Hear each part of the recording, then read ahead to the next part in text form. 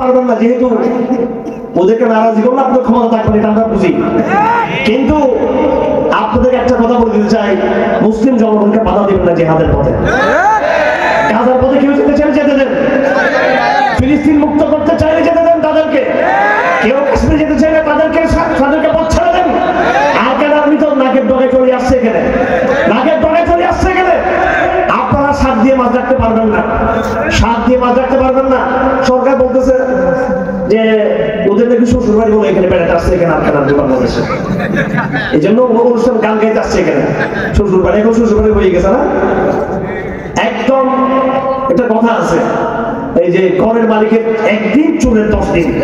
আমাদের বিরিয়ানের ইমানদার নৌজওয়ানরা আছে, অফিসাররা নষ্ট হয়ে গেছে, কিন্তু নৌজওয়ানরা আছে। এমন পাশা বেরোবে চ্যাংদোলা মারছে গতকালকে, ভারতের পাশাই লাঠি যতক্ষণ মারতে পারবো না ততক্ষণ আমাদের ইজ্জত ফিরে আসবো না। আমাদের বাংলাদেশের সমস্ত হাজার হাজার বিলিয়ন নৌজওয়ানদেরকে বলতে চাই, আমি বিজিবির নৌজওয়ানদেরকে বলতে চাই, তোমাদের অফিসাররা তোমাদের সাথে না থাকলো লাখ লাখ কোটি কোটি তহবিল জন্য তোমাদের সাথে রয়েছে। ওদের পাশাই পাশাই লাঠি মারো তোমরা, ওদের হামলা আঘাত করো। ওরা বহুদিন বাংলাদেশের মানুষকে হত্যা করেছে সীমান্ত এলাকায়। এই গণহত্যা চলতে পারবো না, গণহত্যা আমরা জান দিয়ে দেবো তোমাদের জন্য। সীমান্তের পাওয়া দায়িত্ব করবো আমরা ইনশাআল্লাহ আজিজ।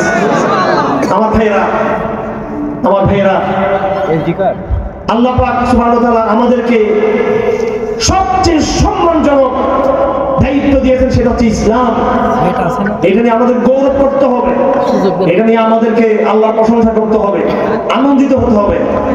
আর অথচ বর্তমানে উল্টা হয়ে গেছে, বনের বাগে খাওয়ার আগে মনের বাগে খেয়ে ফেলতেছে আমাদেরকে। কোথায় আমেরিকা, কোথায় ভারত, ওরা ওদের তালে ব্যস্ত আছে, আর এখানে নাকি পতাকা কলম আমেরিকা দেখতেছে। আমেরিকাকে খোদা নাকি? আমেরিকা তো নিকৃষ্টতম একটা তাগুত, যাদেরকে আমরা পাইপ করে দাবিয়ে রাখতে চাই। আমাদের এই দুনিয়াতে দুটো শত্রু, ইহুদিবাদী খ্রিস্টানবাদীরা, এরা খায় শুয়োরের মাংস, আর একটা মুশরিক, এরা খায় গরুর মুখ। গরুর মুখ খায়, এদেরকে ভয় করতে হবে আমাদেরকে। শুয়োরের মাংস খায়, এদেরকে ভয় করতে হবে আমাদেরকে। আগামীতে যারা ক্ষমতায় যেতে চান, এখানে বিএনপি নেতৃবৃন্দ রয়েছেন, জামাত ইসলামী নেতৃবৃন্দ রয়েছেন, হেফাজত ইসলামী নেতৃবৃন্দ রয়েছেন। আমরা চাই আওয়ামী লীগ মুক্ত, ফ্যাসিবাদ মুক্ত বাংলাদেশে।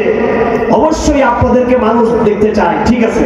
এনসিপি নতুন একটা সংকট আসছে, কথা পরিষ্কার, কথা পরিষ্কার। ক্ষমতায় যাবেন, কিন্তু মনে রাখবেন জনগণ পর্যবেক্ষণ করবে। হাসিনা দিল্লি দালালি করেছেন, আপনারা দিকে দালালি করেন, আবার এই জনগণ আপনাদের বিরুদ্ধে রাজপথে নামবে। কিন্তু আমি বলে দিলাম, আমি 2 বছর সময় দিলাম, ইলেকশনের পর 2 বছর সময় আপনাদেরকে। আমরা 2 বছর দেখবো আপনাদেরকে। এই 2 বছরের মাথায় কিন্তু আবার জনগণ রাজপথে নামবে। যদি দিল্লির দাসত্ব করেন, ওয়াশিংটনের দাসত্ব করেন, চীনের দাসত্ব করেন, কোন দাসত্ব চলবে না। কথা পরিষ্কার, কোন দাস, কোন গোলাম ক্ষমতা যেতে পারবে না কোনদিনও। আপনি ভয় পাচ্ছেন কেন? আমরা তো আপনাদের সাথে আছি, জনগণ আপনাদের সাথে থাকবে, সুতরাং তাদেরকে ভয় পাবেন কেন? আমি বর্তমান সরকারকে বলেছি যে আপনারা ভারতকে ভয় পাওয়ার দরকার নেই। আমি ভারতে এমবিসি খারাপ করেছিলাম চট্টগ্রামে, সারগুলি দিয়েছিলাম, পরে বলুন ওদিকে যাই না, ডিসি কে পর ঠিক আছে, ডিসির কাছে দিয়ে আসছি, ডিসির মাধ্যমে ইন্ডিয়ান এমবিসি কে সারগুলি দিয়েছি। আমরা গোয়েন্দা সংস্থা থেকে বলেছি, সরকারকে বলেছি, আমরা আনারি হুজুর না, আমরা স্মার্ট নবীর স্মার্ট উম্মত, আমরা সাহসী নবীর সাহসী উম্মত, বিদ্যা নবীর যুদ্ধ উম্মত, আমরা শান্তির নবীর শান্তির উম্মত। আমরা যুদ্ধ করতে জানি, শান্তির পায়রা নিতে জানি, আমরা দুটো পারি। আল্লাহ নবী সত্য করছেন কিনা? যেই নবী শান্তির বাণী শুনিয়েছেন, সেই নবী কিন্তু আবার যুদ্ধ করেছেন। উনি ভালোবাসা, প্রেম নিয়ে এসেছেন, রাহমাতুল লিল আলামিন, জগৎবাসীর জন্য রহমত। আল্লাহ নবী, কথা ঠিক কিনা? যেই নবীকে কোরআন বলেছে রাহমাতুল লিল আলামিন, রহমতের নবী, সেই নবী নিজেকে বলেছেন আনা নবিয়্যুস সাইফ, আমি তলোয়ারের নবী। আমি এক হাতে তলোয়ার, এক হাতে প্রেমের ভালোবাসার ফুল, সবটাই রয়েছে। কোথায় কি করতে হবে এটা আমার জানা আছে। ভারত বড় শক্তি, আপনারা ভয় পাচ্ছেন? আমাদের সরকার, জনগণ সাহস, জনগণ ভয় পায় না। যাদের বড় বড় অফিসার আমলা, এরা বেশি ভয় পায়। এটা আমলাগিরি, সাহসগিরি সব জনগণের সাথে, আপনাদের সাথে কোনো সাহস দেখাতে পারে না। আর এদেশের জনগণ বিএসএফ ধরে ধরে পিটায়, এরা হচ্ছে সাহসী। আপনারা দেখেছেন কিছুদিন আগে একজন কৃষক কাস্তে নিয়ে ভাড়া দিচ্ছিল, দেখছেন কিনা? একজন লেফটেন্যান্ট জেনারেলের চেয়েও ওই কৃষক, গরিব কৃষক আমাদের কাছে অনেক সম্মান। যদি এলাকার হতো আমরা তার কাছকে নিয়ে এসে ফুল দিয়ে বরণ করতাম না। ওইসব লেফটেন্যান্ট জেনারেল সব করেছি আমরা, মেজর জেনারেল, লেফটেন্যান্ট জেনারেল, অমুক তমুক পুলিশের লোক, একটা করিয়ে না আপনারা বন্ধু ভাই বেড়া, ঠিক আছে? আমার ছোট বড় জামাই টামাই আছে কিছু আর্মি লোকদের, আমাদের এলাকার জামাই আর কি, চিনে দিন নামটা বলেছেন, ওর বাপ ক্ষমতার মালিক, স্বপ্ন দেখে আমার কিছু এরা শুধু খালি ভারতের প্রশংসা করে। এই দেশের জনগণ, গরিব জনগণ, এরাই লড়াই করেছে ইসলামের জন্য, সবসময় গরিব ইসলামের পক্ষে থাকে। আর বড় বড় যারা ব্যক্তি এলিট এরা কিন্তু বাধা সৃষ্টি করে। যাই হোক, আমরা এই সরকারকে বলেছি, দেখেন আমাদেরকে আপনারা হাবাগোয়া মনে করেন না, আমাদের কাছে প্রস্তাব আছে কিভাবে রাষ্ট্রকে ডেভেলপ করতে হবে, প্রস্তাব আছে। আপনারা মুসলিম বিশ্বের সম্পর্কে স্থাপন করেন, আরবদেরকে বুঝান, মুসলিম বিশ্বকে বুঝান, এবং এমনকি ইউরোপ আমেরিকার অনেক ধনাত্মক বড় বড় এই ক্যাপিটাল পুঁজির অনেক বড় বড় মালিকরা রয়েছে মুসলিম বিশ্বে, ওদেরকে বাংলাদেশে আসতে হবে, কেন আসতে হবে এটা বুঝান, ইনভেস্ট নিয়ে আসেন, তুরস্কের সাথে সম্পর্ক ডেভেলপ করেন, মালয়েশিয়ার সাথে সম্পর্ক ডেভেলপ করেন, কাতার, সৌদি আরবের সাথে আরো বেশি সম্পর্ক ডেভেলপ করেন, এবং কাফের রাষ্ট্রগুলোর মধ্যে যেগুলো কম ক্ষতিকারক এরা তো কাফের, সব কাফের তার আমেরিকার মতো দজ্জাল না, সব কাফের রাষ্ট্র তার হিন্দুস্তানের মধ্যে কুফর মুৎখর বেয়াদবরা মুসলমানদের।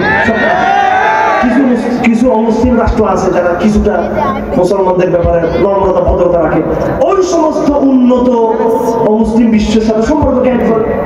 সমস্যা আছে নাকি? সুতরাং বাংলাদেশ তো এগিয়ে যাবে। ধরেন কথার কথায় চীন, ভারত, এই দুটার মধ্যে তুলনামূলক চীনের জুলুম একটু কম, তাও চীন বড় জালেম, কিন্তু ভারত থেকে কম। ভারতের কম যেহেতু ভারত তো একটা নিকৃষ্ট ইতর, একটা মানে নিকৃষ্ট, মানে তার কোনো ইয়ের মধ্যে পড়ছে, মানুষ হত্যের মধ্যে পড়া নেই, মানুষ হত্যা চীনের মধ্যে পড়া নেই। আপনি যত এদের সাথে ট্রিট করেন না কেন, এরা আপনাকে ক্ষমা করবো না, অযোগ্য, অথর্ব। সুতরাং এই নাপাক গুলোকে এরা বাংলাদেশের কোনোদিন আগে দিবে না। সুতরাং আপনি পার্শ্ববর্তী রাষ্ট্র চীনের সাথে সম্পর্ক ডেভেলপ করেন, ব্যবসা বাণিজ্য ডেভেলপ করেন। ব্রুনাই আছে, পাশে থাইল্যান্ড, কত রাষ্ট্র আছে পৃথিবীতে। এক ভারত ছাড়া, দিল্লি ছাড়া আমাদের সমস্ত ফাজিল রাজনীতিবিদরা অন্য কেউ চিনে নেয়, আমি বুঝলাম না কিছু। আপনাদের গরুর পেশাবের গন্ধ লাগে আমাদের নাকের বলতে আপনাদের, আমরা খাই গরুর গুস্ত, যারা গরুর গুস্ত খায় এই গরুর গুস্ত কেমন গরুর পেশাবের তাবাদের করার বুঝে আসে না, অথচ গরুর পেশাব গরুর গুস্ত তাবাদের করার বুঝে। মুসলমানরা খায় গরুর গুস্ত, ওরা গরুর পেশাব, উল্টে হয়ে গেছে হিসাবে। লজ্জাবোধ থাকা দরকার আমাদের। তবে আপনারা যেটা মনে করেন না কেন, কোরআনে আপনাদের বিশ্বাস আছে আপনাদের? আমি আবু উবাইদার নাম নিয়েছিলাম, এই আবু উবাইদা এই জন্য নাম নিয়েছি ভাই, যেভাবে আমাদেরকে ভারত ঘেরাও করে আছে চতুর্দিক থেকে, যেভাবে মিয়ানমার ঘেরাও করে আছে আমাদেরকে, হামাসকে চতুর্দিক থেকে ইহুদিরা ঘেরাও করে আছে, তাদের অবস্থা আরো ভয়াবহ, কথা ঠিক কিনা? প্রতিটা মুহূর্তে বম্বিং হচ্ছে, প্রতিটা মুহূর্তে বিজয় তুলতেছে, প্রতিটা মুহূর্তে সেখানে বৃষ্টি, গুলির মতো বৃষ্টি বর্ষণ হচ্ছে, সেখানে প্রতিটা মুহূর্তে রক্তের বন্যা বয়ে যাচ্ছে। কিন্তু মাঝে মাঝে আবু উবাইদা এসে কি বলে আমাদেরকে, কোরআনের আয়াত শোনায় আমাদেরকে। দেখবেন এক এক আপনি খেয়াল করবেন তার আলোচনার বক্তৃতার প্রত্যেকটা আয়াত হচ্ছে যেগুলো কোরআনে কারীম আল্লাহ বলেছেন মুসলমানদের বিজয় সম্পর্কে, মুসলমানদের বিজয় সম্পর্কে। আর আমরা শুধু একটা আয়াত জানি, লা ইকরাহা ফিদ্দীন, লা ইকরাহা ফিদ্দীন, লাকুম দীনুকুম ওয়ালিয়া দীন। কোরআনে বিজয়ের আয়াত আছে, এগুলো কোথায়? আমার ভাইয়েরা, ভালো করে ইতিহাস বুঝতে হবে। আল্লাহ পাক সুবহানাহু ওয়া তাআলা আদম আলাইহিস সালামকে যখন দুনিয়াতে পাঠিয়েছেন, হযরত আদম থেকে আমাদের নবীজি পর্যন্ত আল্লাহ তো একজনেই, কিন্তু আল্লাহর সিদ্ধান্ত কিন্তু নতুন নতুন পাল্টে গেছে। আদম আলাইহিস সালামকে দুনিয়াতে পাঠিয়ে আল্লাহ পাক বেশি কোনো কাজ দেন নাই, শুধু বলছে তোমরা লা ইলাহা ইল্লাল্লাহ বললে যথেষ্ট, আর সামান্য কিছু ইবাদত, অল্প সামান্য। মানুষ মাত্র মেহমান দুনিয়াতে আসছে, মানুষের খাবারের পদ্ধতি, বাস করার পদ্ধতি, পোশাক আশাকের পদ্ধতি জানার দরকার। এই জন্য আল্লাহ পাক আসমান থেকে শত শত বছর, হাজার বছর পর্যন্ত মানব জাতিকে খাবার দাবার, রান্না, অন্ন, বস্ত্র, বাসস্থান এগুলো শিক্ষা দিয়েছেন। আল্লাহ নিজে শিক্ষা দিয়েছেন। আমাদের কলেজ বিশ্ববিদ্যালয় পড়াশোনা সামান্য পড়ালেখা করে এরা মনে করে যে বিজ্ঞান দুনিয়াকে সবকিছু দিয়েছে। দেখেন এই বিজ্ঞানের যে আবিষ্কার, ধরেন আমি দুটো উদাহরণ দিব আপনাদেরকে। চারতলা বিল্ডিং, পাঁচতলা বিল্ডিং, ছয়তলা বিল্ডিং, ছয়তলা বিল্ডিং, এটা বিজ্ঞান আবিষ্কার। 10তলা বিল্ডিং, 12তলা বিল্ডিং, 100তলা বিল্ডিং, বিজ্ঞান আবিষ্কার। কিন্তু বিজ্ঞান এই থিওরিটা কার থেকে নিল? বিল্ডিং যে দাঁড়াবে, একতলা বিল্ডিং হোক, 2তলা বিল্ডিং হোক, একটা বিল্ডিং যে দাঁড়াতে পারে, এইভাবে হতে পারে, বিজ্ঞানটা কার থেকে শিখলো? আমি এই প্রকৌশলী বিজ্ঞানীকে জিজ্ঞেস করেছিলাম, ডক্টর জাহাঙ্গীরকে জিজ্ঞেস করেছিলাম, বাংলাদেশের বিখ্যাত একজন বিজ্ঞানী। তো উনি বলছেন যে বিজ্ঞানীরা এটা শিখেছে গাছ থেকে। কোত্থেকে? গাছ থেকে। গাছের শিকড় আছে, শিকড়, এরপরে গাছের মধ্যে ঠালাপালা, এটার একটা ব্যালেন্স আছে। হুবহু গাছের যে স্ট্রাকচার, গাছের যে কাঠামো, এটা থেকে এই বিল্ডিং এর নমুনাকে আবিষ্কার করছে সমস্ত বিজ্ঞানীরা। এই কথা মোল্লা হুজুরের নাকি বিজ্ঞানীর কথা? এটা বিমানে আমি আজকে ঢাকা থেকে যশোর আসছি, কালকে যশোর থেকে ঢাকায় যাব। কিভাবে বিমান এত বড় লোহার টুকরা সেটা বাতাসে এইভাবে আকাশে উড়ে, পুরো বিষয়টা আসছে এটা পাখি থেকে, পাখির ডিজাইন থেকে, পাখির কাঠামো থেকে মানুষ এটা আবিষ্কার করেছে। পৃথিবীতে এমন একটা বস্তু পাবেন না বিজ্ঞানের, আপনি মাইক্রোফোন বলেন, কম্পিউটার বলেন, মোবাইল বলেন, এটা বলেন, সেটা বলেন, লাইট বলেন, ওটা বলেন, এমন একটা বস্তু পাবেন না যে বস্তুর মূল সূত্র আল্লাহ পাক সুবহানাহু ওয়া তাআলা আগেই মানুষকে শিখিয়ে দেন নাই। ওইটা দেখে দেখে মানুষ নতুন করে আবিষ্কার করেছে, নতুন করে প্রবৃত্তি, নতুন করে এটাকে এক্সটেনশন করেছে এটাকে মানুষ। আউযু বিল্লাহি মিনাশ শাইতানির রাজীম। সাব্বিহ ইসমা রাব্বিকাল আ'লা আল্লাযী খালাকা ফাসাওয়া ওয়াল্লাযী কদ্দারা ফাহাদা ওয়াল্লাযী আখরাজাল মারআ। আল্লাহ পাক আমাদেরকে বলছেন তার পবিত্রতা বর্ণনা করো তোমরা। আল্লাযী খালাকা ফাসাওয়া ওয়াল্লাযী কদ্দারা ফাহাদা, যিনি সৃষ্টি করেছেন, আল্লাযী খালাকা ফাসাওয়া, এমন ভাবে সৃষ্টি করেছেন, তাসবিয়া বলা হয় যেটা যেখানে থাকার দরকার সমান সমান ভাবে মানুষের কপাল যতটুকু আল্লাহ পাক রেখেছেন। চোখ দুটো রেখেছেন, তিনটা করেন নাই। চোখকে যেখানে রাখার দরকার সেখানে ফিট করেছেন। এই চোখ দুটো যদি মুখের নিচে হতো কিংবা চোখ দুটো যদি কপালে হতো, চেহারাটা কেমন ভয়ঙ্কর হতো মানুষের। কদ্দারা ফাহাদা, তাকদীর হলো প্রত্যেক বস্তুকে যার যার জায়গায় ফিট করা। সূর্য বর্তমানে যে জায়গায় অবস্থান করতেছে, এই জায়গা থেকে সূর্য যদি আরো পিছন দিকে চলে যায়, সারা দুনিয়া বরফ হয়ে যাবে। কথা ঠিক কিনা? সূর্য যেখানে আছে সেখান থেকে যদি একটু সামনের দিকে চলে আসে, পুরো দুনিয়া কিন্তু অগ্নিকুণ্ডে পরিণত হয়ে যাবে। কথা ঠিক কিনা? এমন জায়গায় রেখেছেন সূর্যকে, এই দুনিয়াটা বরফও হবে না, আবার এত কাছেও সূর্যকে রাখে নেই যাতে দুনিয়াটা কি না হয়ে যায়, আগুন না হয়ে যায়, যেটা যেখানে রাখার দরকার। সুবহানাল্লাহ, আল্লাহ পাকের সৃষ্টি। মানুষ দুনিয়াতে এমন কোন বস্তু আবিষ্কার করতে পারে নাই। আমি তো অসংখ্য অসংখ্য ডাক্তাররা, আমার বন্ধু বান্ধব, ছাত্র ছাত্রী, আমাদের বড়রা আছেন ডাক্তাররা, কত রকম ভাবে আমি তাদের কাছ থেকে বোঝানোর চেষ্টা করেছি। এমন কোন ওষুধ নেই যে ওষুধ ন্যাচারালি আল্লাহ সুবহানাহু ওয়া তাআলা লতা পাতা ঘাস বাতাসে আল্লাহ পাক ছড়িয়ে ছিটিয়ে দিয়েছেন। বিজ্ঞানীরা শুধু এগুলোকে আবিষ্কার করেছে, শুধু এগুলোকে আল্লাহ প্রদত্ত এই বস্তুকে আবিষ্কার করেছে। যখন করোনা হয়েছিল তখন আমেরিকার তালে তালে আমাদের হুজুর লোক পাগল হয়ে গেছে, মসজিদে যাওয়া যাবে না, 2 হাত দিয়ে খাতা খালি রাখতে হবে। আমি তো গেছি দাঁড়াইতে পারি, কোনো কিচ্ছু মানি না। যদি আমার তখন ওষুধ করেছিল, কিন্তু আমি বিশ্বাস করি এই ওষুধ ইনশাআল্লাহ আমি হায়াত মত আল্লাহর হাতে। আমি আলেমদের অবস্থা থেকে হতাশ হয়েছি যে করোনার মতো একটা মহামারী আসলো, ঠিক আছে, এখনো মানুষ মরা শুরু হয় নাই, আগে ভাগে আমরা নিজের মনে মনে মরে গেছি সবাই আমরা। তো আমি মাঝখানে এই অবস্থা দেখে একটু কনফিউজ হয়ে গেলাম। কিছু বড় ভাইদেরকে ফোন করলাম, নাম নিতে চাই, ওনারা অনেক বড় জায়গায় আছেন এখন, আলেম বড় বড়, ওনারাও দেখি যে কনফিউজ যে মসজিদে না যাবো ভালো হবে। তখন আমি রাত্রে একটা স্বপ্ন দেখলাম, স্বপ্ন দেখলাম, করোনার একটা স্বপ্ন দেখলাম, দেশে একটা অবস্থা করতেছে। আমি আমার খুব আপন বন্ধুদের, আমি স্বপ্নটা এখন বলবো না আপনাদেরকে, কারণ ওইরকম স্বপ্ন দেখলে আপনারা আবার ওইরকম তাবিল করা শিখে যাবেন। এই জন্য আমি স্বপ্ন দেখে মনে বুঝলাম যে ইনশাআল্লাহ করোনার কারণে কোনো ব্যক্তি মারা যাবে না। এটা হচ্ছে স্বপ্ন তাবিল। আমি নিজে নিজে আমার মনে হয়েছে। এখন আপনারা বলবেন তুমি তুমি কিসের বুজুর্গ হয়েছে আধ্যাত্মিক, তুমি স্বপ্ন দেখছো? ভাই দেখেন, আমি অবশ্যই একজন ফাসিক মানুষ, গুনাহগার মানুষ, কিন্তু ওই সময় আমার মনটা খুব ইখলাসের সাথে আমি আল্লাহ থেকে সিদ্ধান্ত জানতে চাচ্ছিলাম, এই আল্লাহ আসলে আলেমদের একটা বড় জমা এবং সরকার রাষ্ট্র সবাই মসজিদে যেতে মানা করতেছে এবং সোশ্যাল ডিস্টেন্স, সামাজিক দূরত্ব রাখতে বলতেছে, আমাদের নামাজ বন্ধ, কথা ঠিক কিনা? আমাদের হজ বন্ধ, আমাদের উমরা বন্ধ, আমাদের মসজিদ বন্ধ, আমাদের ইতিকাফ বন্ধ, আমাদের তারাবি বন্ধ, মানুষের সেবা বন্ধ। এমন হয়ে গেছে নাউজুবিল্লাহ, আত্মীয়দের সাথে আত্মীয়দের সম্পর্ক ছিন্ন হয়ে গেছে, কারোর দিকে মিশতে পারতেছে না। হ্যাঁ, মায়ের সাথে বাবা, বাবার সাথে মা, কেউ মিশতে পারতেছে না। এইরকম মা সন্তানকে জড়িয়ে ধরতে পারতেছে না, সন্তান মাকে, স্ত্রী স্বামীকে, স্বামী সন্তানকে, এমন একটা অবস্থা। ওই সময় আমার এক প্রতিবেশী মহিলা ইন্তেকাল করে।